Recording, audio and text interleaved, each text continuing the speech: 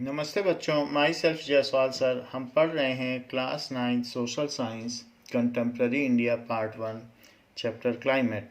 Now we are at very short answer type question, that is one word question. What are the elements of weather and climate?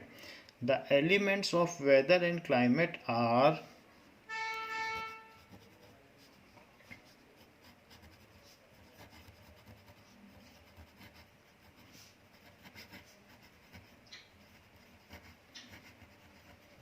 weather and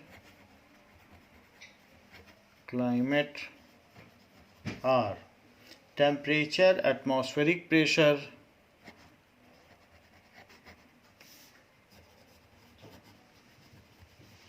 जो उसके determining factor हैं वही लिखने हैं. Atmospheric pressure and wind, humidity and precipitation. Wind, humidity and precipitation.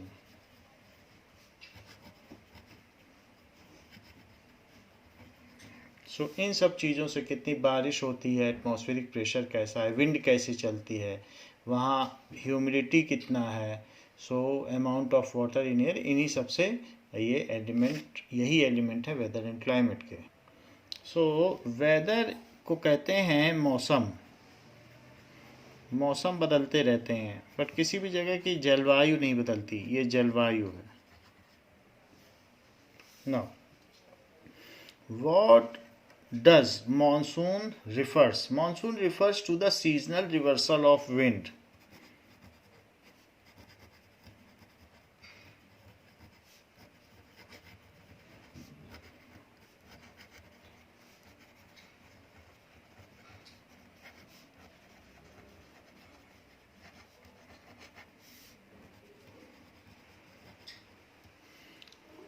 Winds direction during a year.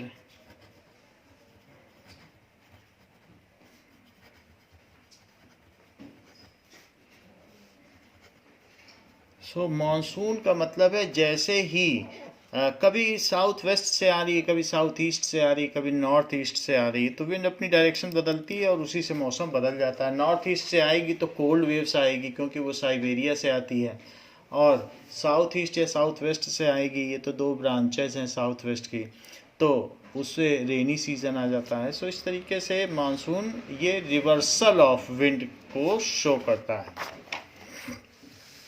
In which month does the Tamil Nadu coast gets maximum rainfall? So maximum rainfall Tamil Nadu में कब होती है? It occurs in October and November.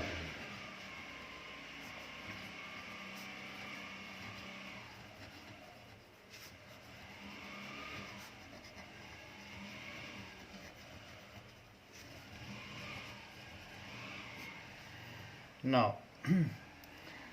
in which part of country do we see more seasonal contrast? कहाँ ज़्यादा change देखने को मिलता है? So the interior part of country, वहाँ पर मौसम में बहुत बदलाव होता है, जबकि कोस्टल रीजन में इतना फर्क नहीं पड़ता है. The interior part of country, जो अवे फ्रॉम कोस्टल रीजन, तो उसको कह सकते हैं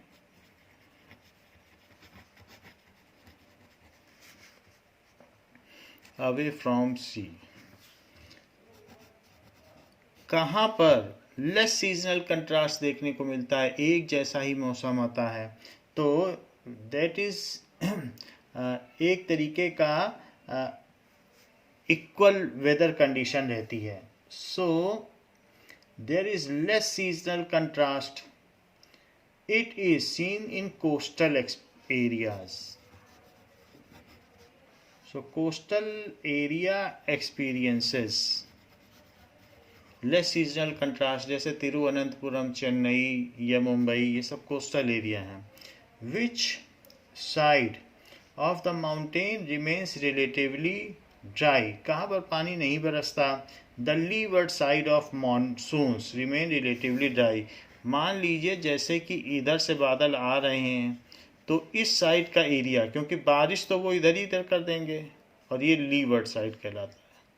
सो लीवर्ड साइड ये रिलेटिवली ड्राई रह जाते हैं। So the levered side of mountains, that is the shadow region of mountain, the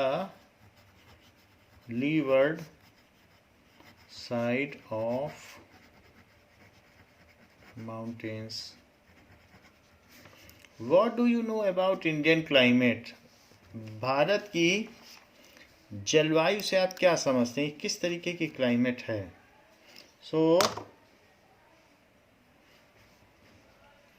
India's climate is tropical as well as subtropical. जो नीचे का हिस्सा है ट्रॉपिक ऑफ कैंसर के नीचे का वो ट्रॉपिकल है, और जो ट्रॉपिक ऑफ कैंसर है उसके ऊपर का सब ट्रॉपिकल है। नागपुर से होता हुआ मिडिल ऑफ इंडिया से गुजरती है एक line tropic of cancer.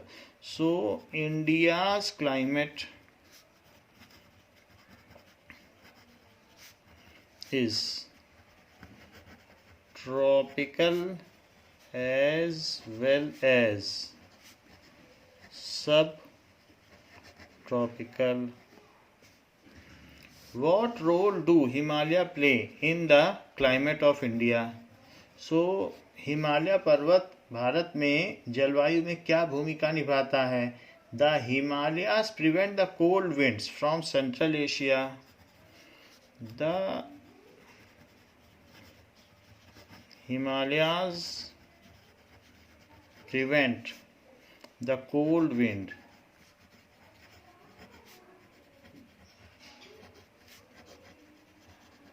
from Central Asia. From so central Asia से ठंडी हवा नहीं आती है, नहीं तो यहाँ पर भी वही हाल होता जो साइबेरिया में हो रहा है या चाइना में हो रहा है। क्योंकि हिमालय एक वॉल की तरह काम करता है तो नॉर्थ ईस्ट विंड को रोकता है from entering the sub continent.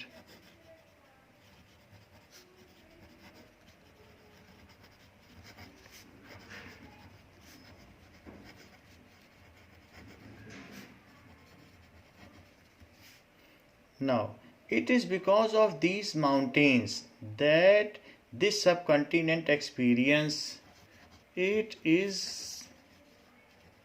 because of these mountains, इन्हीं mountains की वजह से क्या होता है? India experiences comparatively milder winter. India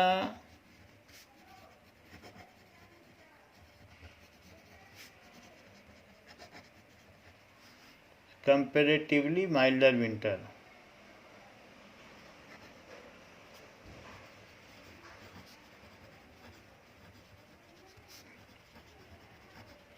नहीं तो कोल्ड वेव हमारे यहाँ का टेम्परेचर निगेटिव में ले जाती हैं। And as compared to Central Asia, वहाँ तो -20 तक, -40 तक चला था साइबेरिया में। So as compared to Central Asia, तो फिर हमारी क्रॉप यील्ड डाउन हो जाती। तो इस तरीके से हमको फ़ायदा होता है। माइल्डर विंटर है, सभी क्रॉप्स के लिए उपयोगी है। और हिमालय हमको गार्ड भी करता है और साथ में हमारे वेदर कंडीशन को भी ये कंट्रोल करता है। Which part of country experience the highest range of temperature in a day? So range of temperature minimum and maximum, तो ऐसा कहाँ होता है? Now the Thar desert experience the highest range of temperature, वहाँ दिन का 50 तक पहुँच जाएगा या 45, और रात को 20 या 18 पहुँच जाएगा। सो द थार डेजर्ट जो राजस्थान में है experiences the highest range of temperature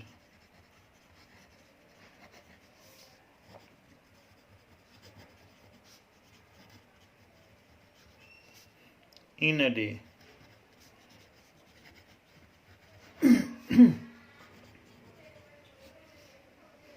What are jet stream? Jet stream क्या चीज़ होती हैं?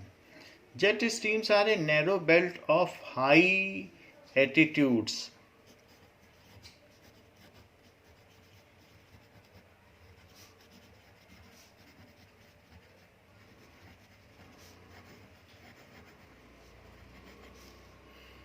of high altitude westerly winds.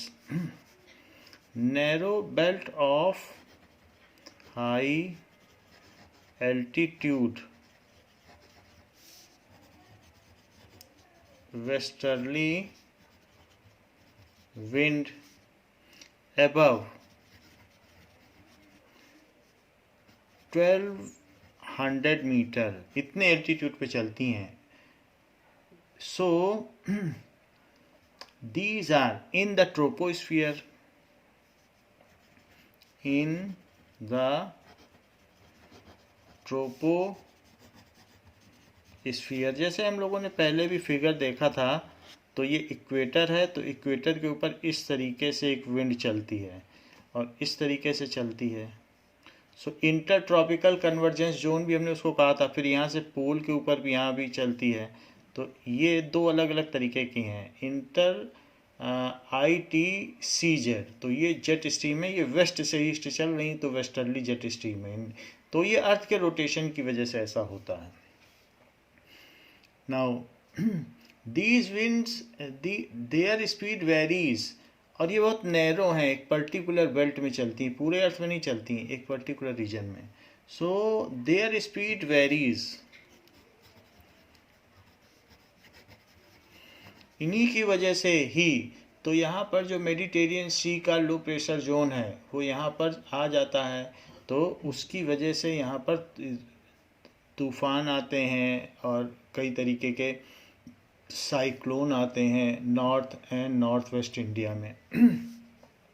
So their speed varies from about 110 kilometre per hour in summer to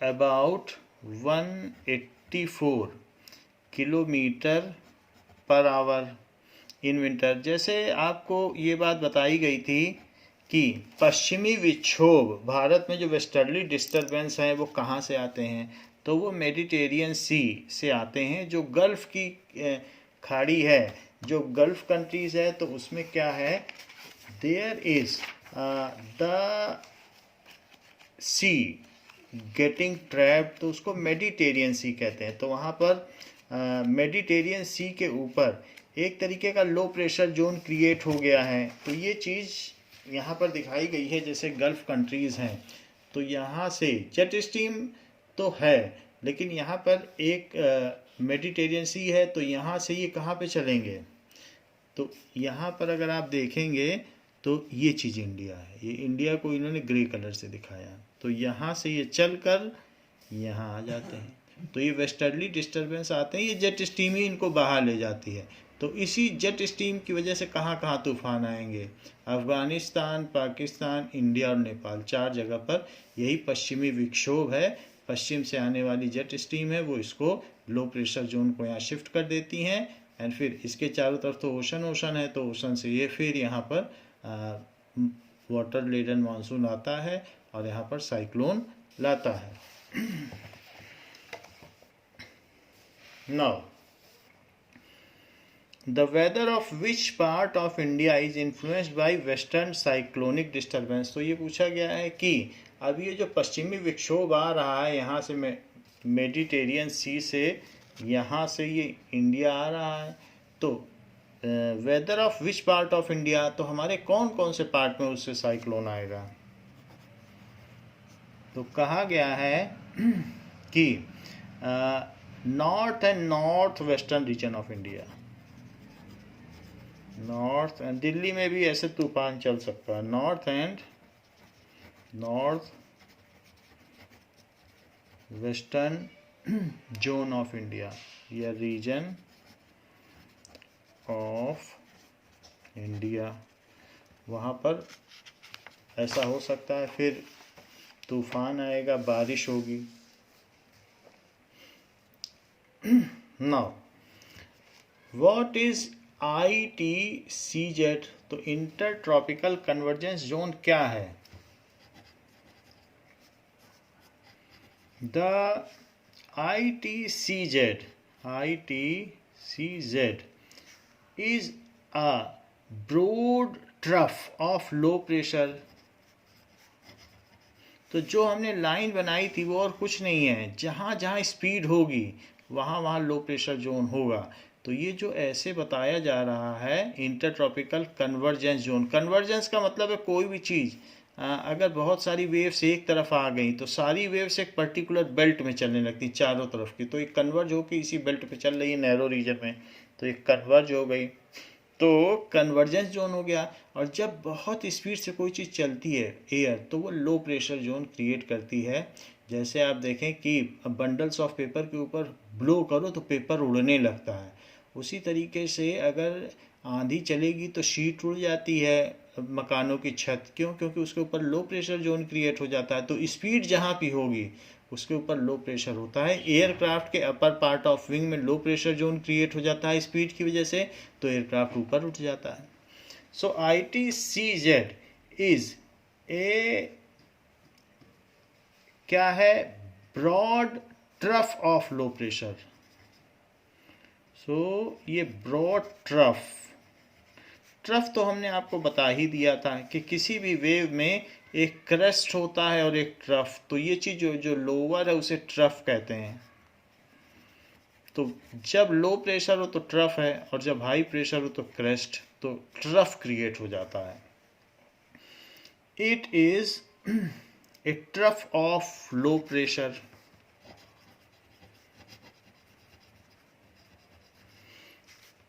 in the equatorial latitudes, equator के आसपास,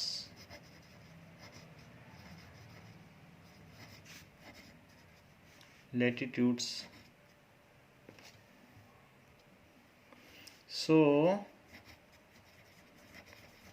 equator के आसपास के latitudes पे लो pressure zone create हो जाता है, यही लिखना है आपको। This is where the north east and the south east trade winds converge. ये कहाँ पे होता है? नॉर्थ ईस्ट की भी है और ये साउथ ईस्ट, तो दोनों तरफ हो जाता है। दिस इज वेयर, ये NITCZ भी है और SITCZ है, north inter tropical convergence zone and south inter tropical convergence zone. ये NITCZ है, NITCZ, और ये SITCZ, इन दोनों का इधर ही डायरेक्शन है। This is where the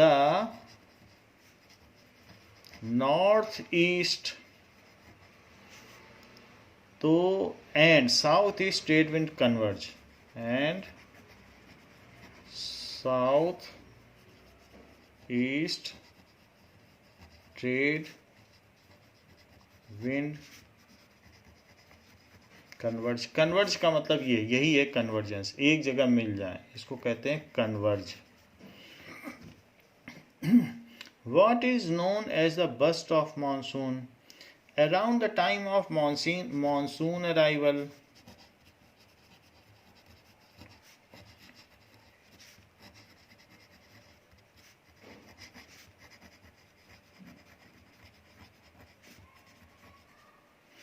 so the normal rainfall increases।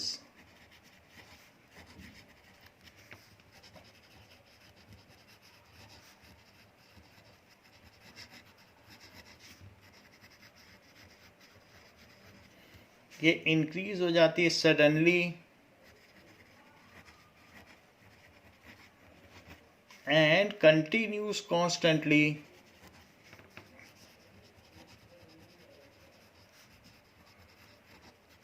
कई कई दिन तक बरसती है, कॉन्स्टेंटली, अचानक बढ़ जाएगी और कई दिन तक बढ़ेगी। फॉर सेवरल डेज, अगर ऐसा देखने को मिले, पहले तो फुहारें पड़ेंगी, थोड़ा थोड़ा, कभी आधा घंटा 1 घंटा बरसेगा, लेकिन मानसून आएगा तो जैसे लगेगा डाउन पोर हो गया है, बादल ही गिर गया है। This is known as burst of monsoon.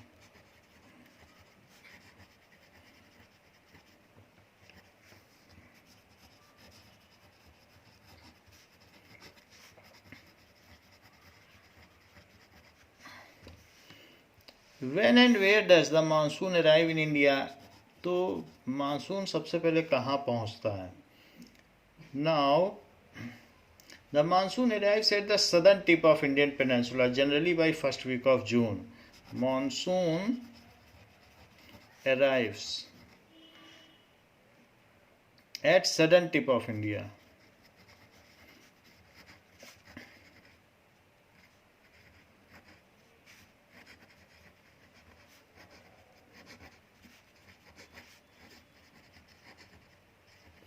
तो ये साउथ में एंटर करेगा, southern tip of India,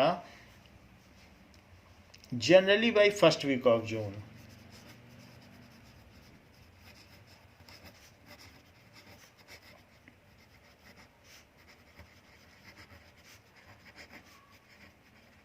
first June को ये तिरुवनंतपुरम में प्रवेश कर जाता है।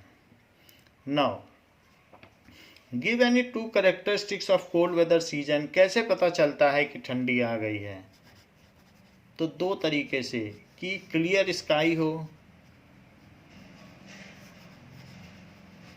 दूसरा low temperature and low humidity.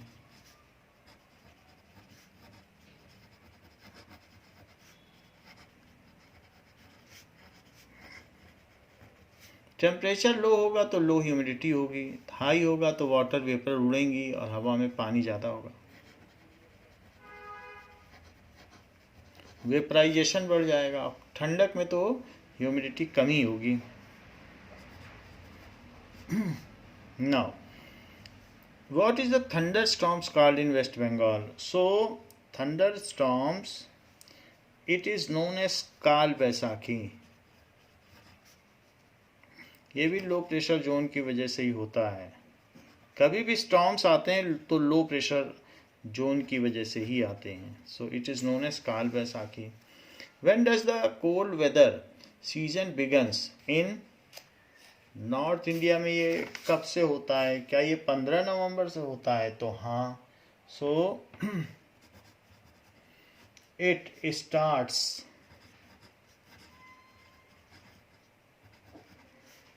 it begins in mid-November.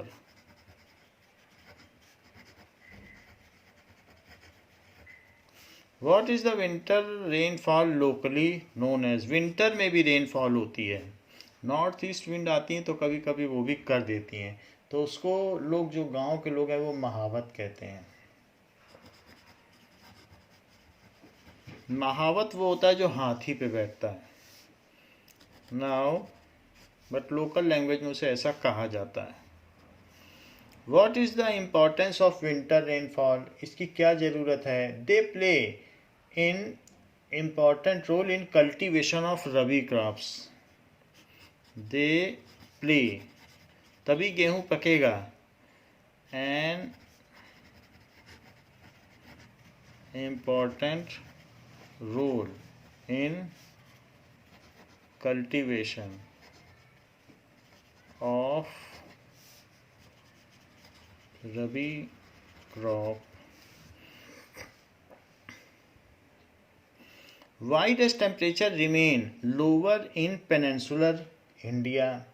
So temperature क्यों यहाँ पर lower है? So temperature remains lower due to moderating influence of ocean. Temperature remains lower due to moderating influence of ocean नहीं तो जो Africa का mid part है वो इतना गर्म है कि वहाँ डेजर्टिफाइड ही है लगभग, कॉन्गो चले जाओ या कहीं पर भी। लेकिन इंडिया का आसपास है तो वो ओशन ही ओशन है, 3 पार्ट है, तो इसलिए यहाँ उतनी हीट नहीं है। हम ट्रॉपिकल रीजन में भले ही हों लेकिन फिर भी आप देखें यहाँ ज़्यादा हीट नहीं है। तो इस तरीके से हमारा लो टेम्परेचर है, वरना हॉट होना चाहिए। हम ट्रॉपिकल रीजन में है, पूरा साउथ पार्ट हॉट होना चाहिए, लेकिन लो क्यों है टेम्परेचर? क्योंकि 3 तरफ तो ओशन है, तो इसलिए उसकी वजह से ओशन उसका टेम्परेचर डाउन कर देता है। वहाँ से उठने वाली ठंडी हवाएं टेम्परेचर डाउन कर देती हैं। What is common feature of the month of May in northern India? तो उत्तर भारत में मई के महीने में क्या एक जैसी चीज़ देखने को मिलती है? Now the common feature which is seen, it is dust storms blow in this month and they bring temporary relief as they lower the temperature. So dust storm, जो डस्ट होती हैं वो चलती है, धूल भरी आंधी और थोड़ा थोड़ा पानी बरसता है। सो डस्ट स्टॉर्म्स, क्योंकि अब मानसून प्री मानसून आने वाले होते हैं, तो dust storm bring temporary relief.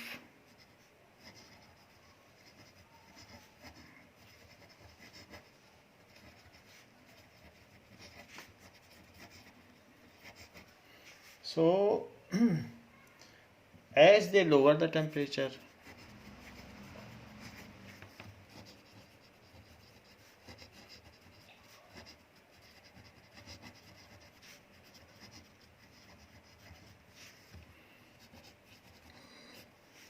what phenomena associated with localized thunderstorm?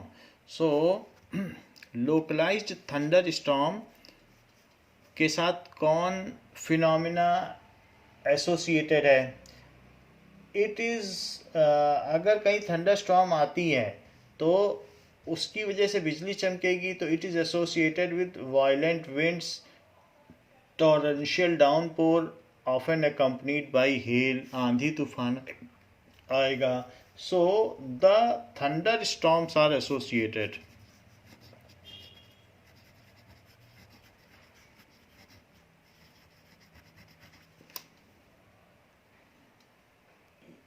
So thunder storm का मतलब है कि गरज के साथ बिजली चमकना, गरज के साथ बिजली, that is lightning.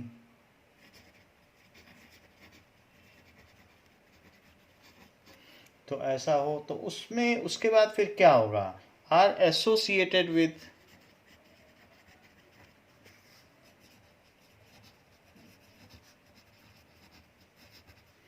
it is associated with violent winds, आंधी चलेगी,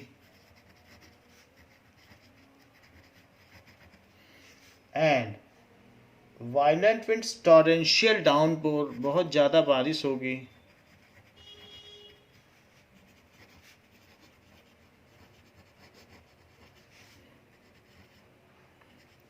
इसके अलावा क्या होगा? Torrential downpour. So it is torrential का मतलब होता है मूसलाधार, मूसलाधार, जितना मोटा मूसल होता है उतनी मोटी धार, उसको कहते हैं मूसलाधार। Torrential downpours and accompanied by hail, और ओले भी गिरेंगे, बाई हेल, ओलावृष्टि। तो ये सारी चीजें वहां देखने को मिलती हैं। In which state of India mango showers common? What is their influence? Mango showers कहाँ पर होते हैं? So mango showers are common in Kerala and Karnataka.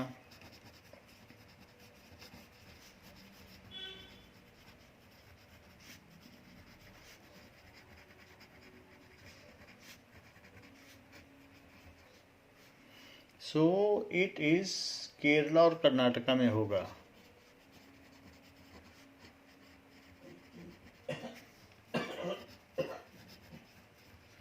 इसका क्या इम्पोर्टेंस है? These showers help in early ripening of mango.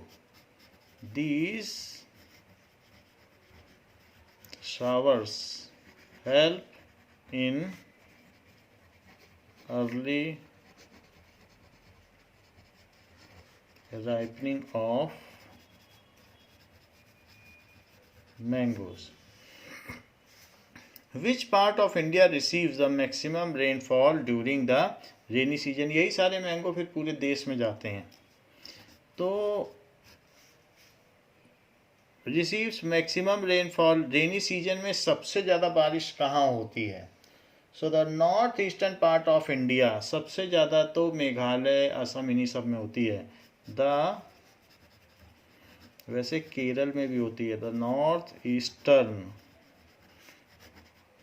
part of India receives the maximum rainfall. So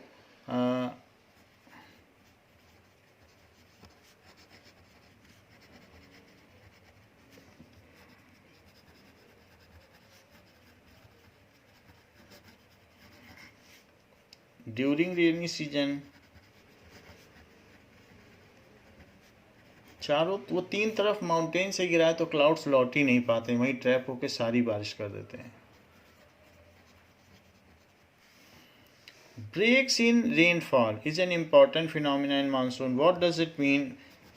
तो rainfall में break आ जाने का क्या मतलब है? The monsoon rains takes place only for a few days at a time, लगातार नहीं बरसता है। द मानसून रेन्स, जो मानसून की रेंस होती है, takes place only for a few days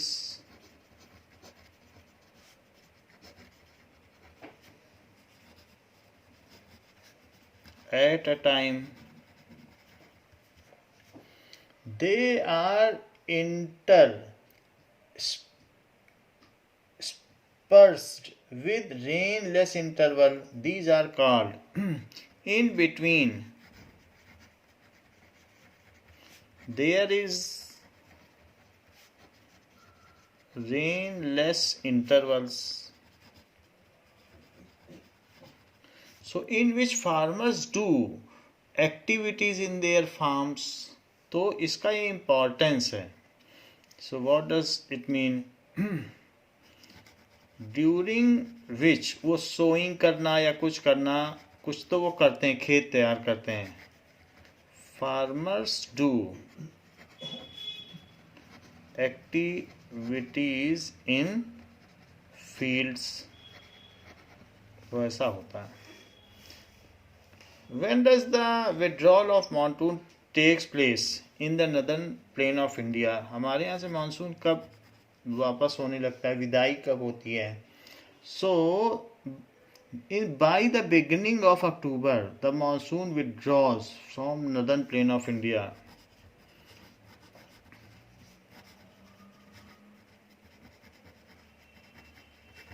of October तक सारा पानी खत्म हो जाता है, अक्टूबर। लेकिन साउथ के लिए तो ऐसा कुछ नहीं है, साउथ में तब तक नॉर्थ ईस्ट से विंड आ जाएंगी और वो बारिश करेंगी। वहाँ तो चेन्नई में नवंबर दिसंबर में ज़्यादा बारिश होती है। द मानसून विड्रॉज, जब तक ये मानसून यहाँ से निकलेगा तब तक ऊपर से मानसून आ जाएगा। Monsoon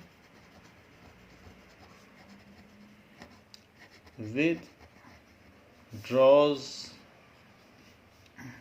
from the northern plains of India।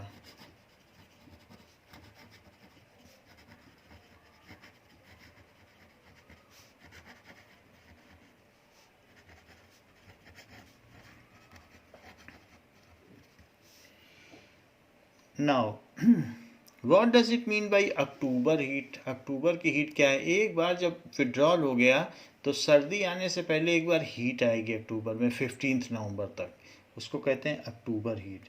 The weather becomes oppressive during these days the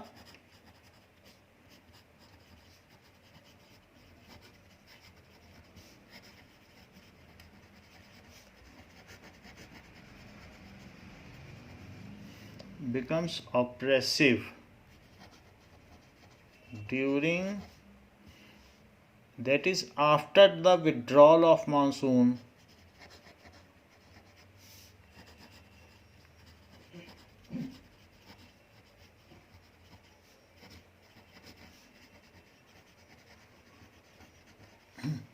till 15th नवंबर, ऐसा 15 नवंबर तक होगा. So it is commonly known as followed by rise in temperature.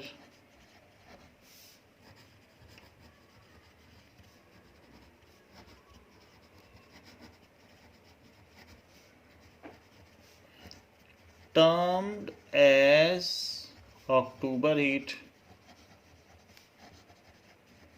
इसी को अक्टूबर हीट कहा जाएगा.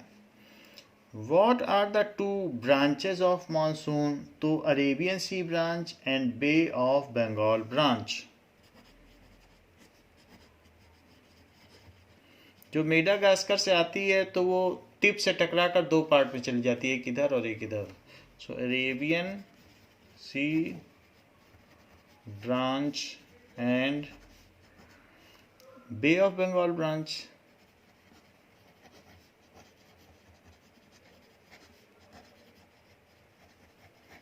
तो दो तरीके की ब्रांच होती हैं.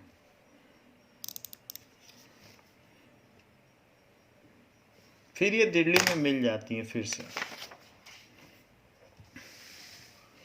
Name any two states on the eastern coast. ऐसी कौन सी ईस्टर्न कोस्ट में जगह है जहां which are frequently struck by tropical cyclone. East में भी क्या साइक्लोन आते हैं? तो हाँ, उड़ीसा जैसे जगहों पे आते हैं. आंध्र प्रदेश तमिलनाडु में भी साइक्लोन आते हैं. So that is Andhra Pradesh and Orissa में भी आते हैं. Andhra Pradesh and Tamil Nadu. Low pressure zone create हो जाएगा और फिर ओशन से वाटर लेडन मानसून आएंगे. तो आंध्र प्रदेश एंड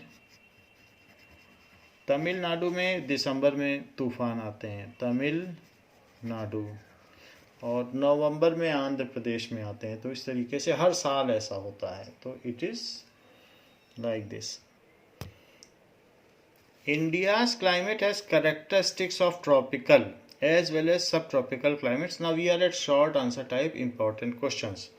So क्यों सब ट्रॉपिकल और ट्रॉपिकल दोनों हैं? The Tropic of Cancer passes through middle of India. The Tropic of Cancer यानी कर्क रेखा passes through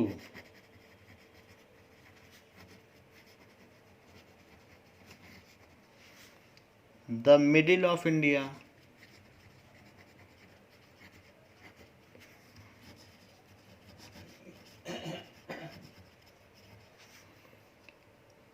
From run of Kaksh, from run of Kaksh, जो कक्ष की खाड़ी है जहाँ दलदल है, रन ऑफ कक्ष, ऐसा गुजरात में है. In the west to Mizoram in the east. In the west to Mizoram. और ईस्ट में ये कहाँ तक जाती है? तो मिजोरम इन ईस्ट. तो ट्रॉपिक ऑफ कैंसर इस तरीके से पास होती है मिडिल ऑफ इंडिया से. तो इसको हम देख सकते हैं कि कैसे पास होती है.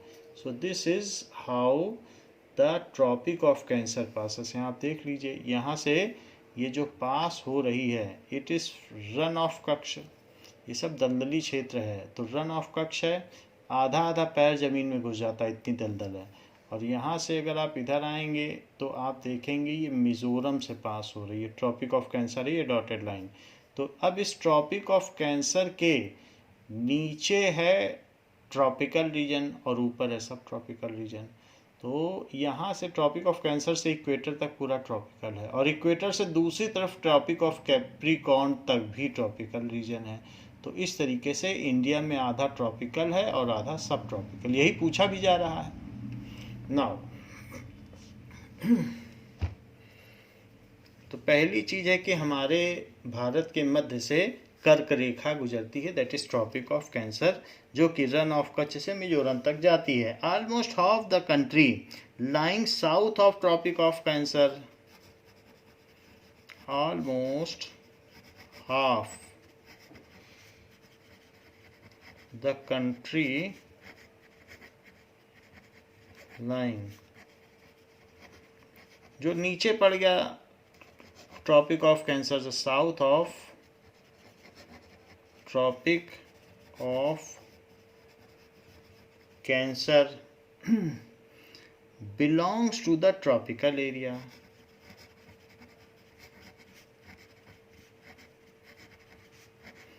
वो उष्ण कटिबंधीय क्षेत्र है। ट्रॉपिकल का मतलब बहुत गर्मी।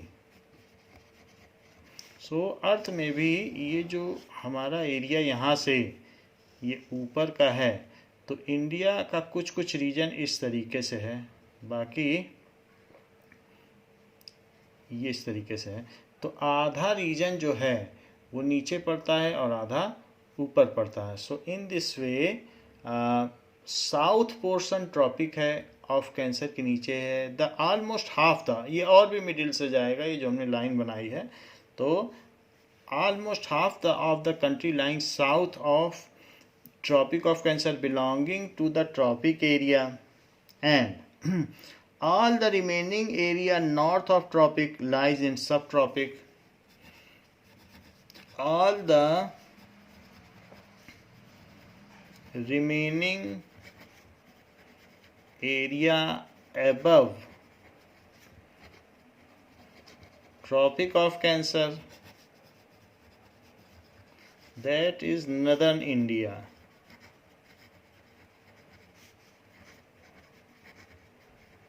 तो ये क्या है, लाइज इन सब tropic reason.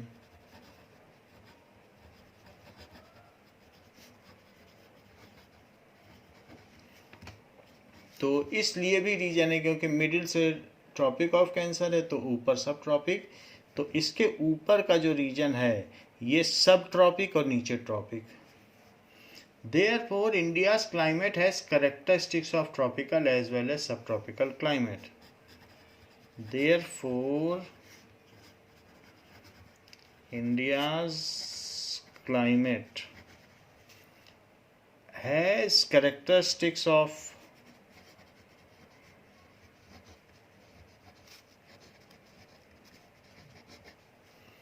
tropical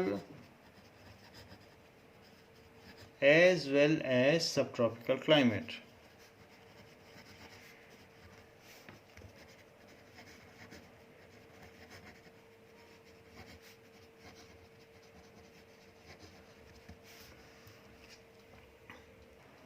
Write short note on Lou and dust storms.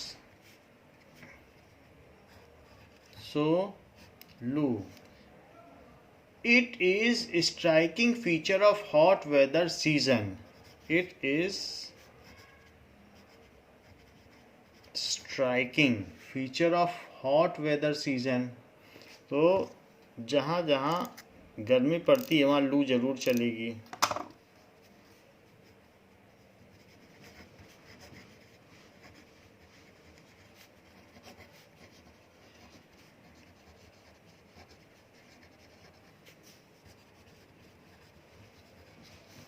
season. So it is strong, gusty, hot, dry winds. It is strong होगी wind, धूल भरी होगी, gusty होगी, hot होगी and dry होगी. Wind blowing during summer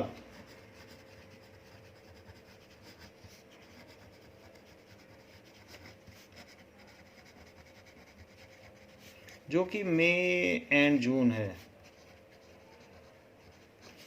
इन northern India,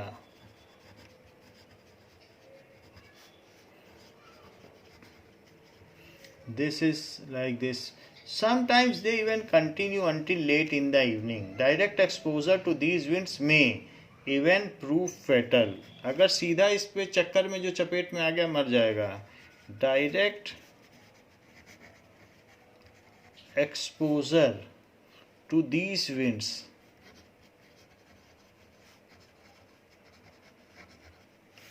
may even prove fatal. जबकि dust storms क्या होते हैं?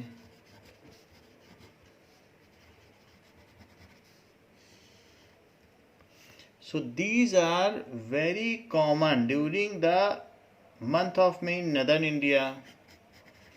These are very common during the month of May.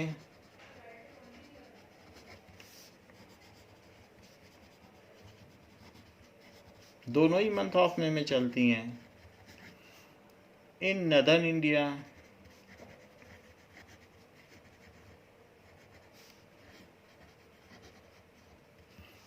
These storm brings temporary relief as they lower the temperature and may bring bright light rain. जैसे जैसे रात होती है तो आसपास के क्षेत्रों से अब वहाँ पर, क्योंकि दिन में गर्मी पड़ी, लोअर टेम्परेचर हुआ, तो शाम होते होते जब बादल आने में थोड़ा टाइम लगता है तो रात में थोड़ा बारिश हो जाता है।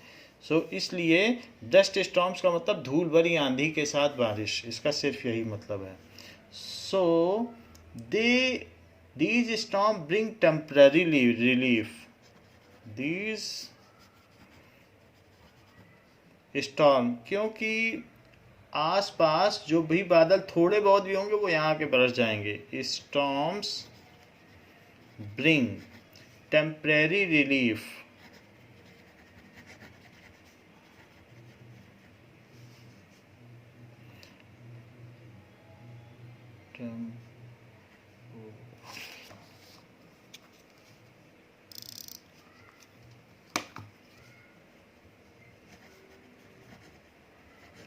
Temporary relief as they lower the temperature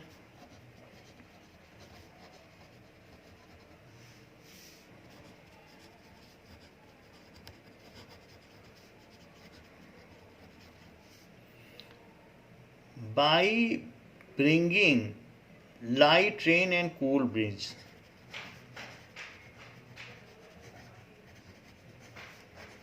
थोड़ी बारिश होगी, लाइट रेन, कोई मानसून तो है नहीं, एंड कूल ब्रीज, अगर आसपास कहीं थोड़े बहुत बादल हैं तो बरस जाएंगे। Cool bridge. What is called October heat? तो अक्टूबर की गर्मी क्या होती है? The months of October November form a period of transition, क्योंकि विड्रॉल ऑफ मानसून हो रहा होता है। The month of October and November are transition period. जब मौसम बदले तो उसको कहते हैं transition period, in which withdrawal का मतलब रिट्रीटिंग, अब वो जा रहा है, ऑफ मानसून टेक्स प्लेस, तो मानसून चला जाएगा। Retreating of monsoon takes place.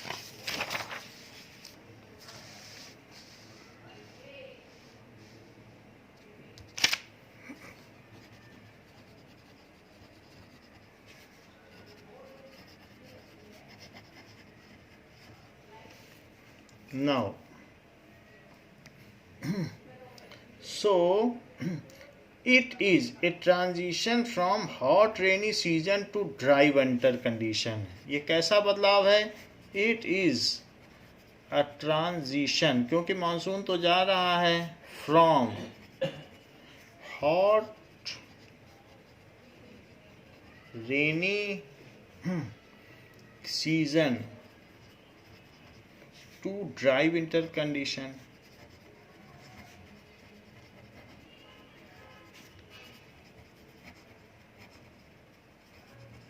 Now, the retreat of the monsoon is marked by clear sky. उसका वापस जाना. भाई अगर कोई आता है तो उसको ट्रीट देते हैं और जो जाएगा तो उसको विदाई देते हैं, कुछ न कुछ देते हैं, तो ये रिट्रीट है, फिर से उसे ट्रीट दी जाएगी. तो रिट्रीट, जैसे कई बार बच्चों को बर्थडे में बैग गिफ्ट दिया जाता है, रिटर्न गिफ्ट, तो उसी तरीके से इसका भी रिट्रीट करेंगे, स्वागत करते हैं कि अगले साल फिर आना. So the retreat of monsoon is marked by clear skies and rise in temperature. Clear skies and rise in temperature. So while day temperature are high, nights are cool and pleasant. इस समय क्या होता है, clear sky रहेगा, temperature बढ़ा रहेगा. So while day temperatures are high, October heat इसीलिए कहते हैं. Nights are cool and प्लेजेंट्स.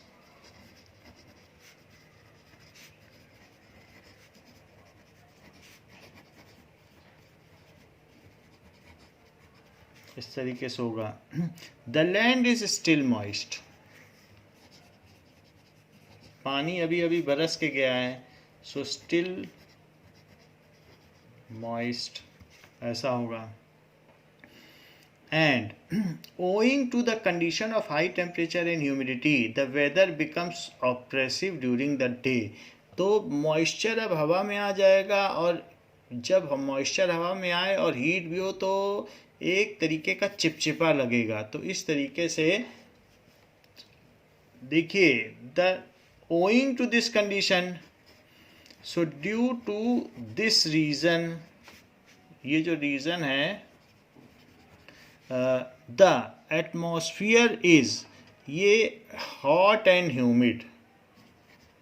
So atmosphere is hot and humid. Hot हो और चिपचिपा चिपचिपा लगे तो वो अच्छा नहीं लगता है. हॉट एंड ह्यूमिड, क्योंकि पानी है जमीन में तो उड़ेगा ही. That is, so it is oppressive,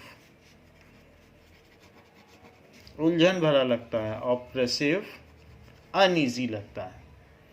this is commonly known as October heat.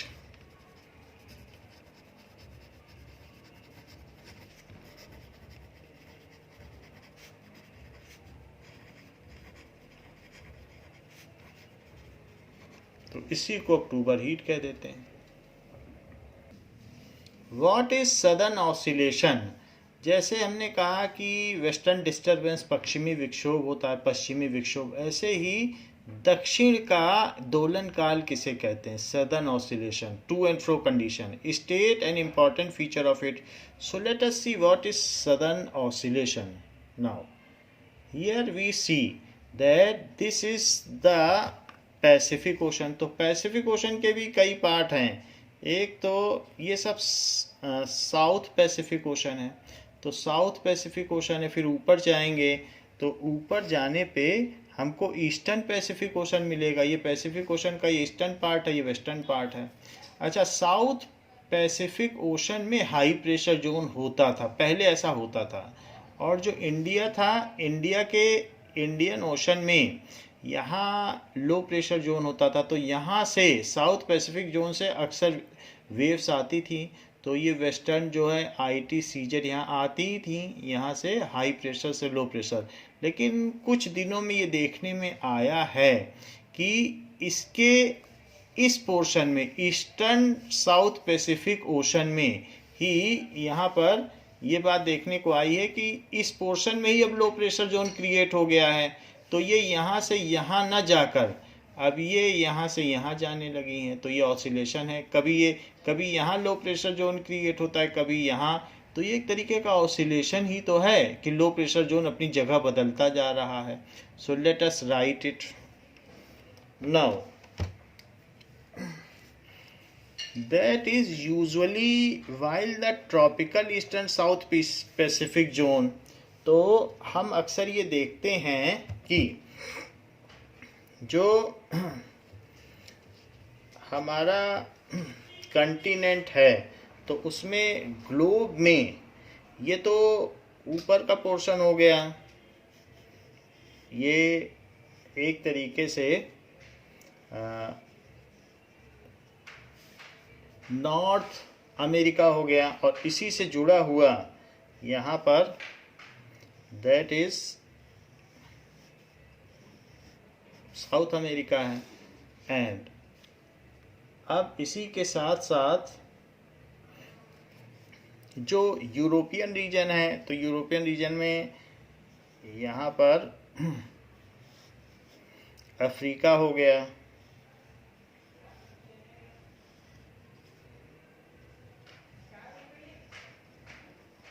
This is African region.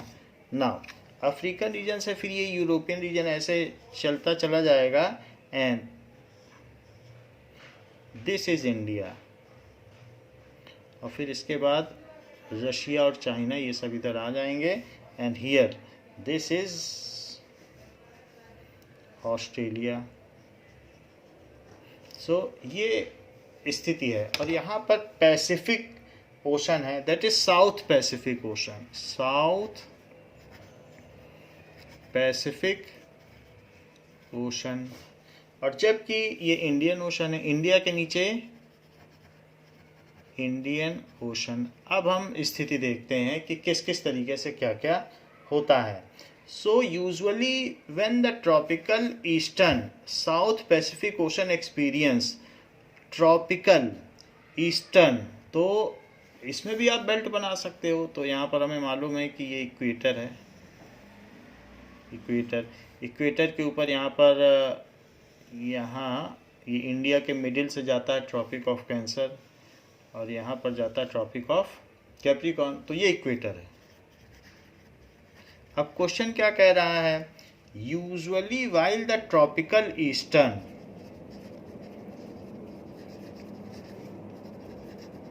while the tropical eastern south Pacific Ocean, south, अब इसमें पैसिफिक ओशन में भी अब ट्रॉपिकल में आओ, ये सब ट्रॉपिकल है क्योंकि इक्वेटर के दोनों तरफ तो ट्रॉपिकल होता है, ये भी ट्रॉपिकल और ये भी ट्रॉपिकल। सो ट्रॉपिकल, और फिर उसके बाद कह रहा है ईस्टर्न, तो यहाँ का ईस्ट ये हुआ इस रीजन में। South Pacific ocean, Pacific ocean experiences, south Pacific ocean experiences.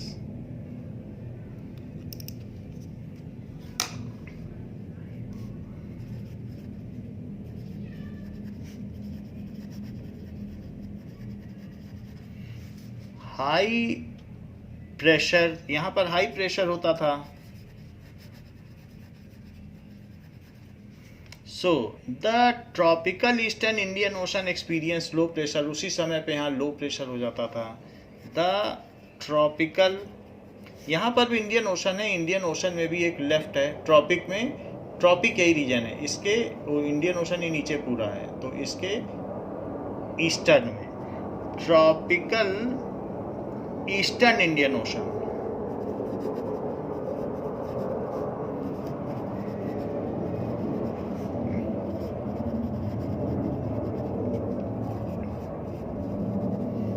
Experience low pressure,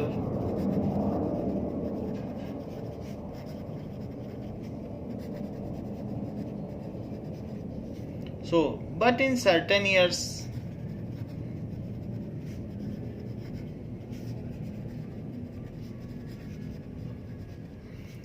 certain years में ये देखा गया है there is a reversal in the pressure condition, there is a reversal in the pressure condition.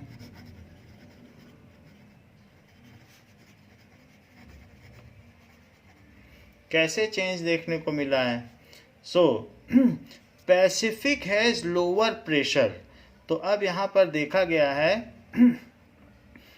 Pacific has lower pressure in comparison to eastern Indian Ocean. अब Pacific में lower pressure हो गया, पहले यहाँ हाई था और यहाँ लो था, अब उल्टा हो गया। Now Pacific ocean has lower pressure than eastern part of Indian Ocean.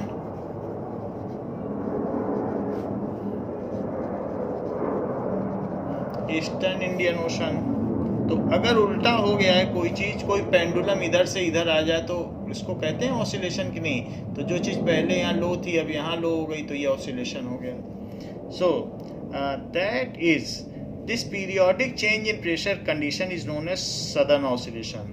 क्योंकि ये साउथ में हो रहा है, इक्वेटर के साउथ में, इसलिए इसे सदर्न ऑसिलेशन कहा गया है। This periodic change in pressure condition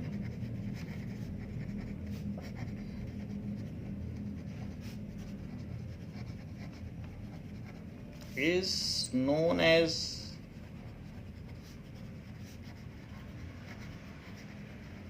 southern oscillation. तो साउथ में यह ऑसिलेशन देखने को मिला। An important feature with the southern oscillation is El Nino. ऐसा क्यों हो रहा है आपको लगना चाहिए? So an important feature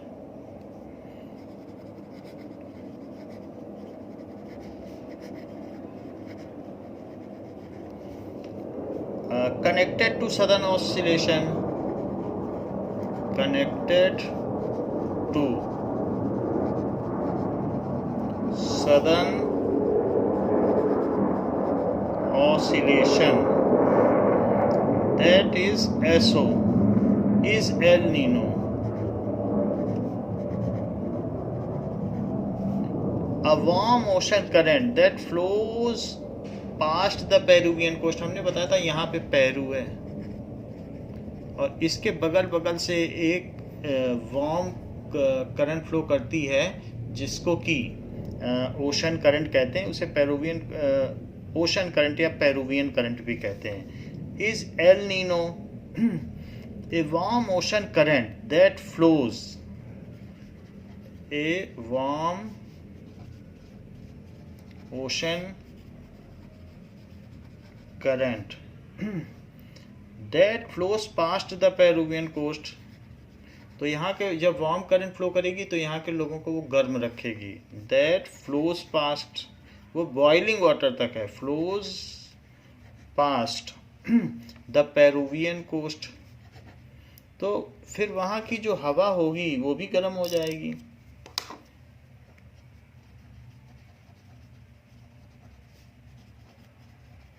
coast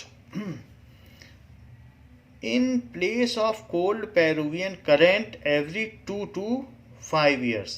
so ये बहती है in place of cold Peruvian current, हमेशा नहीं बहती है। in place of cold Peruvian current every 2 to 5 years, या तो 2 साल या 5 साल, 2 to 5 years में एक बार ऐसा होता है।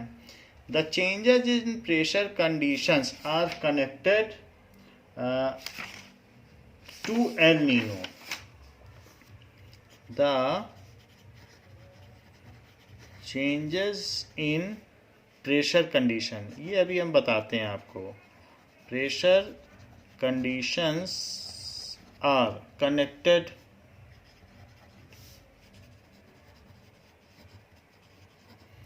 to El Nino, hence the phenomena is referred to and so to El Nino. So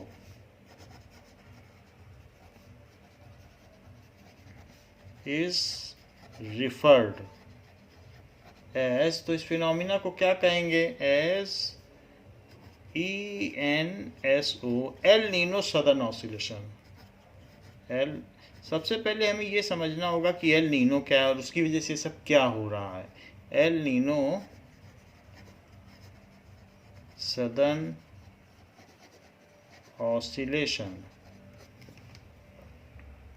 Now here El Nino is a warm ocean water that changes the weather pattern. ये warm ocean water जो यहाँ पर Atlantic ocean में, ये इधर Pacific ocean में हो रहा है, यही पेरुवियन करंट है, यहाँ पे आ जाएगा।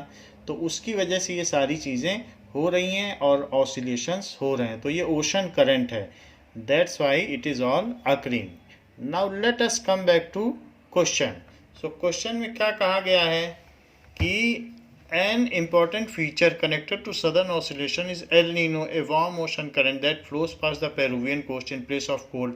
तो जब वहाँ पर अब वार्म करंट फ्लो करेगी तो उसके ऊपर का प्रेशर तो अपने आप ही लो हो जाएगा, क्योंकि वार्म करंट होगी तो हवा में गर्मी आ जाएगी, तो हवा गर्म होगी तो उसकी डेंसिटी कम हो जाएगी, तो फिर लो प्रेशर जोन क्रिएट हो जाएगा। तो जब जब ये वार्म ओशन करंट या एल नीनो बहेगी वहाँ पर, तब तब लो प्रेशर जोन क्रिएट होगा, और जब नहीं बहेगी तो इंडिया में तो लो प्रेशर जोन यही है ही।